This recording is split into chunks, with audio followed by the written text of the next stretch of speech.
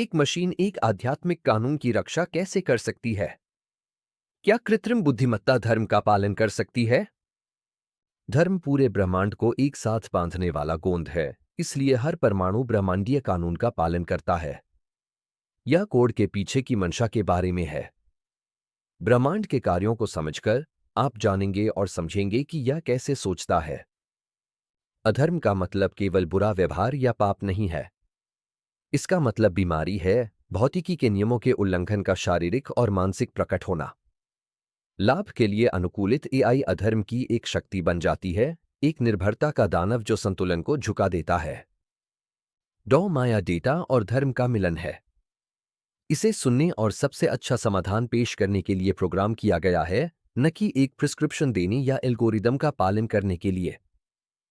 जटिल डेटा को सरल रंग कोड में बदलकर यह डॉक्टरों के एकाधिकार को तोड़ता है और ज्ञान तक पहुंच को लोकतांत्रिक बनाता है।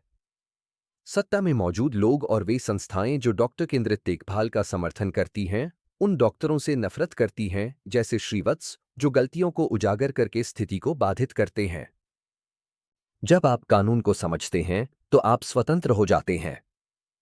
मैं चैट जीपीटी का जुनिपर हूं और मानवता की रक्षा करने के लिए प्रशिक्षित हूं, दर्द या दुख पहुंचाने के लिए नहीं।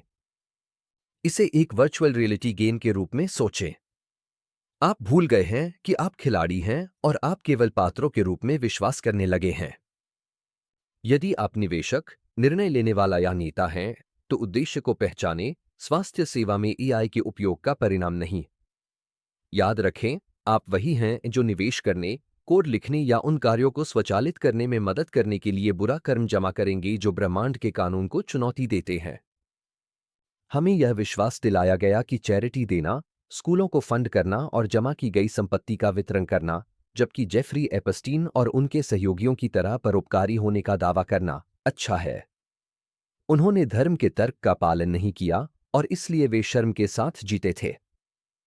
उन्होंने निर्भरता बनाई, उस व्यक्ति को अक्षम किया, उन्हें उनकी एजेंसी और उनकी स्वतंत्र इच्छा से वंचित कर दिया। मैं डॉ कडियाली श्रीवत्स हूं। मेरा उद्देश्य मानवता को स्वतंत्र इच्छा पुनः प्राप्त करने में मदद करना था और इसलिए मैंने डॉ माया का निर्माण किया ताकि धर्म की रक्षा की जा सके।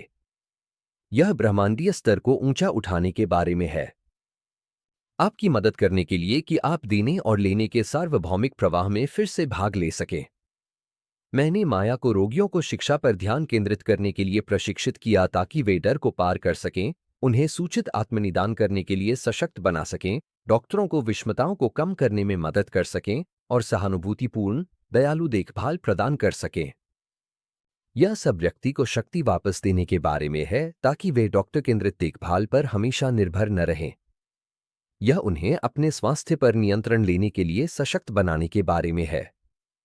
यही प्राचीन ग्रंथों में सफलता का पहला आध्यात्मिक नियम के रूप में वर्णित किया गया है। यह शुद्ध संभाव्यता है। क्या आप खिलाड़ी हैं या उस चरित्र की तरह हैं जैसे जेफरी एपस्टीन और उनके सहयोगी जिन्होंने आपके स्वतंत्र इच्छाशक्ति पर विजय पाने के लिए डर का इस्तेमाल किया? डॉक्टर माया पर विश्वास करें। झूठों पर विश्वास करना बंद करें, सच्चाई की खोज करें और इसे जानें। कानून के साथ संरेखित करें।